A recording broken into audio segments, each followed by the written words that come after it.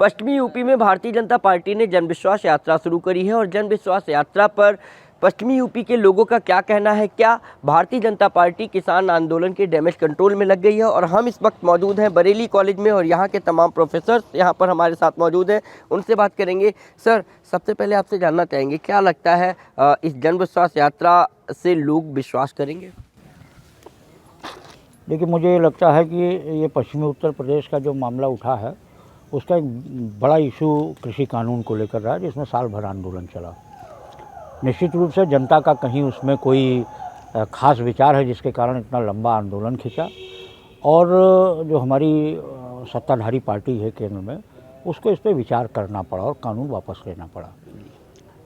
लेकिन इसका अर्थ ये नहीं होता है कि अगर कोई आंदोलन लंबे समय तक चल जाए तो वो अपनी चलती हुई सरकार पर पूरी तरीके से अविश्वास कर बैठा है। इसका ये भी मेरे हिसाब से संदेश नहीं समझना चाहिए जी। सरकार उनकी बात सुन रही है, इन्होंने अपनी बात कही, ये लोकतंत्र की आत्मा इसी में बसती है। अब रही बात जन विश्वास यात्रा निकालने की, तो चुनाव नज़दीक हैं, खुद को बताने और कहने का हर पार्टी को अधिकार है। भाजपा ने चाहे प्रदेश हो चाहे केंद्र हो, उसमें एक अच्छा और अनुशासन भरा शासन करके दिखाया है, इसमें कोई दो राय नहीं है। और आरोप प्रत्यारोप सब तरफ लगते हैं, मगर उनका ये अधिकार है। और वो उनको अगर ये कहीं लगता होगा कि हम यहाँ थोड़े से कमज़ोर पड़ रहे हैं, तो अपनी विचारों को लेकर के अगर पश्चिमी उत्तर प्रदेश के जिलों और विधानसभा क्षेत्रों में जा रहे हैं तो अच्छी बात है, उनको जाना भी चाहिए। अच्छी बात है। क्या भारतीय जनता पार्टी अब किसान आंदोलन के जो डैमेज कंट्रोल में लग गई, क्या लगता है आपको? मुझे लगता है कि जो लोकतंत्र है, लोकतंत्र का प्राथमिक तत्व और अंतिम तत्व जनता है। और यदि बीजेपी ने या एनडीए ने ये निर्णय लिया है कि किसान का आंदोलन वापस लिया जाए, तो इसमें कहीं ना कहीं जनता के भाव को उन्होंने महत्व दिया है। और जनता के इस भाव को लेके उनकी हार नहीं है कि जन विश्वास करना पड़ रहा है उन्हें, जन विश्वास यात्रा, बल्कि उन्होंने जनता की भावनाओं को समझा। उन्हें लगा कि इस कानून में आगे शायद और संशोधन करके किसी और रूप में लाया जा सकता है, इसलिए उसे वापस लिए हैं।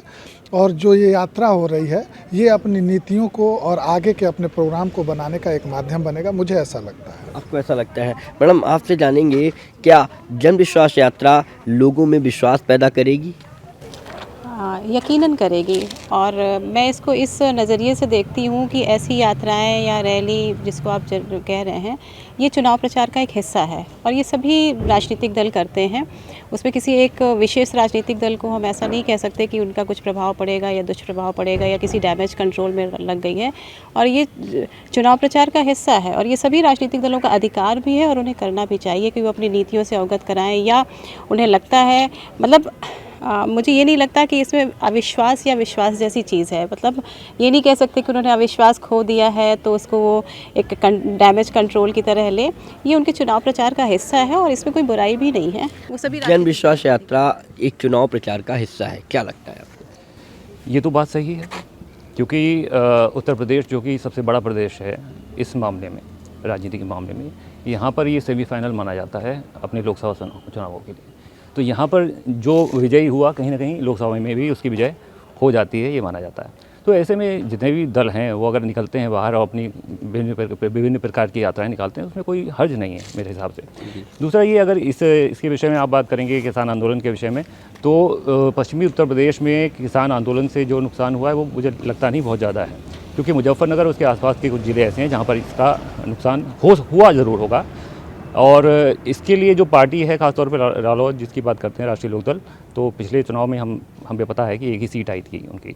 तो कुछ अगर बढ़ता है, यहाँ पर सीटें बढ़ती हैं तो हो सकता है 4, 6, 8, 10 हो जाएं, लेकिन जो कुल सीटें हैं यहाँ पर उत्तर प्रदेश में वो 403 हैं जी। ठीक, 403 में 3 में से 156 सीटें जो हैं वो आपकी पूर्वी उत्तर प्रदेश में हैं। तो सबसे महत्वपूर्ण इलाका जो है वो पूर्वी उत्तर प्रदेश है, ना कि पश्चिमी उत्तर प्रदेश।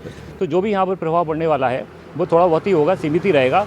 और मेरे विचार में ये जो है दल दोबारा सत्ता में आएगा और 312 तो नहीं जो पिछली बार मिली थी, कम से कम 240, 50, 60 के आसपास आएगा। तो देखिए, आप लोगों को अभी भी यकीन है कि जो जन विश्वास यात्रा निकल रही है उससे लोगों में विश्वास बढ़ेगा और एक बार फिर से उत्तर प्रदेश में योगी आदित्यनाथ के नेतृत्व में भारतीय जनता पार्टी की सरकार बनेगी। कैमरामैन नवल सिन्हा के साथ अनूप कुमार मिश्रा, ABP गंगा, बरेली।